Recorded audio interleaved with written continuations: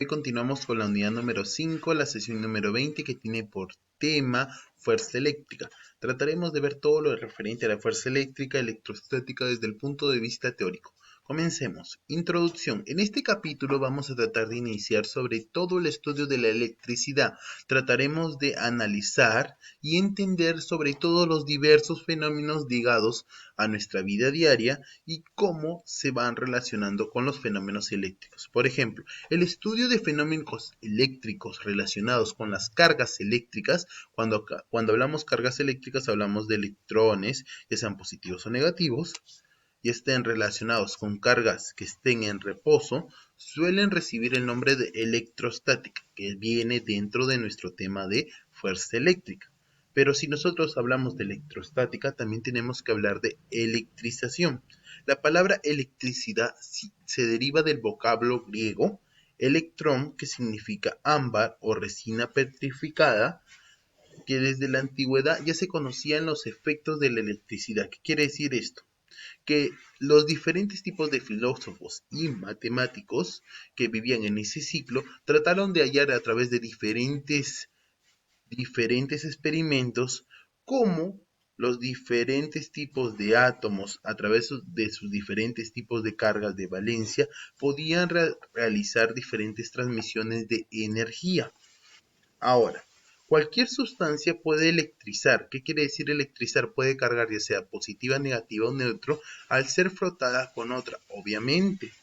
Por ejemplo, y es aquí donde surge lo que son las cargas positivas y las cargas negativas. Según los experimentos con varios cuerpos electrizados, se halla que pueden separarse en dos grupos. El primer grupo, que son aquellos cuyo comportamiento es igual al de una barra de vidrio que se frota con una tela de seda. Tales cuerpos frotados se van a repeler mutuamente. ¿Qué quiere decir esto? Que se están electrizando positivamente, como podemos observar, la barra de vidrio y una tela de seda. Una barra de vidrio siempre se va a cargar positivamente cuando la seda cuando es frotada contra la seda.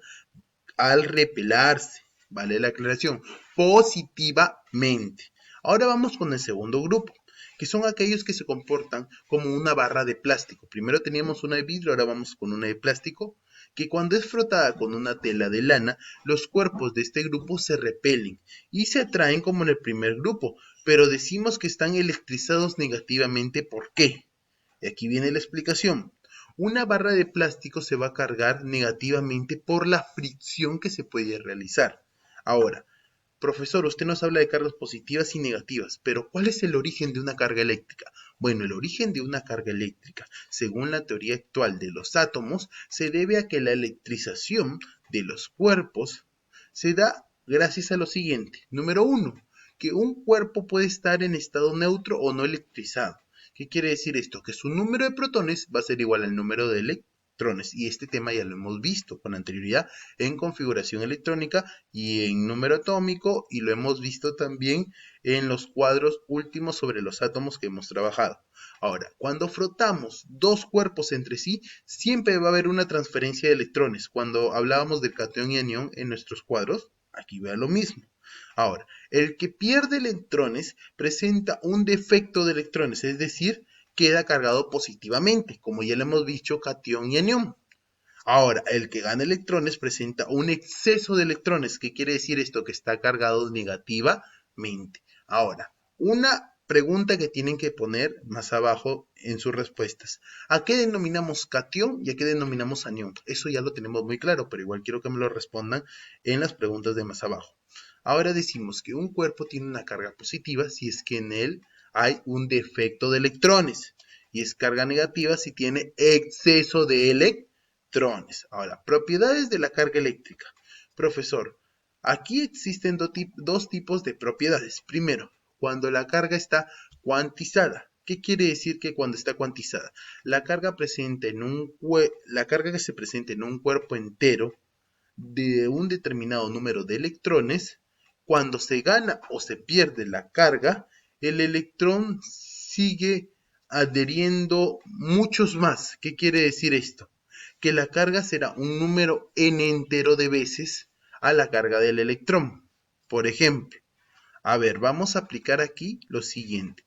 La carga del cuerpo, en este caso del material que se realice, va a ser igual, ya sea positiva o negativa, a el número entero y a la carga del electrón. Como podemos observar aquí, pueden ser valores positivos como -1, como 6, 16 o 19, y pueden ser valores positivos. De igual manera, se puede trabajar valores negativos y positivos. Pero ¿qué es lo que queremos decir? Que una carga cuantizada significa que puede aparecer solamente como múltiplo entero 1 de la carga del electrón, no más.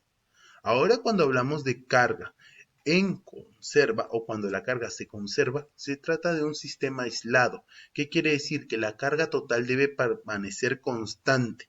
Este principio se va a observar cuando dos cuerpos son frotados entre sí y los electrones no son creados, sino son transmitidos de un cuerpo hacia otro. ¿Qué quiere decir esto? Como por ejemplo, cuando una barra de vidrio es frotada con una de tela de seda, el vidrio se carga positivamente, mientras que la tela, como pierde, se termina negativamente. Entonces, la carga no se va a crear ni se va a destruir, solamente se va a transmitir de un cuerpo a otro. Si tú estás con una carga positiva y te transmiten una carga negativa, vas a cambiar a negativa. Si estás en positiva y positiva, ahí vienen los signos de referencia. Ahora también tenemos la carga variante. Pero, ¿qué es una carga variante? El decir carga eléctrica es invariante indica que la carga de un electrón o de un protón o de cualquier otra partícula permanece igual, sin importar la velocidad del movimiento. Ahora, en el átomo los electrones siempre se mueven a grandes velocidades, pero a pesar de esto su carga permanece igual. Cuando decimos invariante es que puede desplazarse por muchos, puede estar de un lado para otro, del otro para el otro, pero su carga va a ser igual. Podrá moverse, pero no va a variar su carga. Ahora, como hemos trabajado cargas, también tenemos que trabajar lo que son los conductores y aisladores. ¿Por dónde es que se transmiten? Bueno, algunos materiales como el cobre, el aluminio y otros metales conducen muy bien lo que son los diferentes tipos de electricidad. Y cuando conducen los diferentes tipos de electricidad se les llaman conductores. Pero hay otros materiales que incluyen el vidrio, el hule, la mayoría de los plásticos, se emplean como aisladores eléctricos. ¿Por qué? Porque aíslan la carga, la retienen. Ahora, en el cuerpo de los conductores, los electrones de valencia, que son los libres, pueden soltarse con facilidad de sus átomos y viajan a través del conductor. En cambio, en los cuerpos aisladores, todos los electrones, hasta los de valencia incluidos, están firmemente ligados a sus núcleos, que quiere decir que no se mueven, que están intactos, y no pueden conducir velocidad eléctrica, más lo único que pueden es dar. Ahora, los cuerpos conductores disponen de electrones de valencia que pueden liberarse fácilmente. Recuerden, al liberarse fácilmente se pueden mover. En cambio, los que son aisladores no. Ahora, ¿cuáles son las propiedades de los conductores? Tenemos tres propiedades. La primera, cuando la carga se distribuye en el exterior. ¿Qué quiere decir esto? Vamos a ver un ejemplo. La carga estática en un cuerpo conductor se va a distribuir solamente en la superficie exterior cuando en el interior de un conductor no haya cargas eléctricas. Pero esto es posible porque como las cargas son del mismo signo, se repelen hacia el exterior. ¿Qué quiere decir esto? Que como todas son positivas o todas son negativas, se van a repeler en el exterior. Como podemos observar en la imagen, todos los que estaban dentro de sus núcleos se van repelando hacia el exterior como positivo, positivo, positivo, positivo, positivo. Y esto forma una aislación.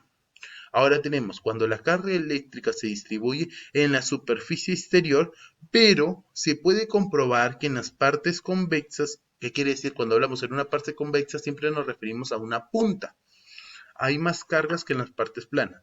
¿Qué quiere decir esto? Aquí hay una diferencia porque todo se expulsa hasta el exterior, pero aquí es diferente porque al tener una parte convexa, ¿qué quiere decir esto? Va a tener más partes ubicadas o más cargas ubicadas cerca a la parte de la curva en su convección, más que en su parte exterior. De tal manera que, ¿cómo lo podemos decir? Supongamos, tenemos aquí un ejemplo de una botella. Va a tener de manera convexa mayor cantidad de carga en la parte de acá y en la parte de acá que en las partes de acá. ¿Por qué? Porque se van a dirigir hacia los puntos más largos y su convexidad se da por la mayor cantidad de cargas, obviamente. Y en el último tenemos un conductor cargado que tiene una punta. La densidad de carga de la punta puede ser tan grande si las cargas pueden saltar el aire. El aire cargado, al ser repelido por la misma punta, producirá el llamado viento eléctrico, que es el capaz de apagar una vela. A ver, nos concentramos en lo siguiente, volvemos a lo mismo. En el ejercicio anterior o en el ejemplo anterior explicamos que todo se derivaba a través de las puntas. En este caso, en las puntas o curvas. En este caso, al ser una punta, la mayor cantidad de carga se va a ubicar en la punta. De igual manera, cuando es una curva convexa, en todas en la curva. ¿Esto qué quiere decir? Que cuando simplemente es esférica o es solamente una estructura exterior, se ubican en todo el exterior de manera simétrica, cada uno a una cierta distancia. Cuando es de manera convexa en una curva, se tratan de ubicar la mayor cantidad en la parte de la curva. Y cuando tenemos en lo que es en una punta, de igual manera en la parte de la punta, la cual puede producir diferentes tipos de acciones al absorber los diferentes tipos de electrones. Bueno chicos, la clase del día de hoy ha sido este tema por un tanto teórico. La idea es más tratar de tener una idea antes de ver ya lo que es la electricidad y trabajar lo que son los circuitos. Ahora, chicos, lo que van a tener que realizar es primero realizar un resumen, mapa conceptual o un cuadro sinóptico del tema y luego encerrar las siguientes alternativas. De cada pregunta iré encerrando, son 7 preguntas, y para finalizar 5 preguntas de responder sobre el tema. Bueno, eso ha sido todo por hoy, nos volveremos a encontrar.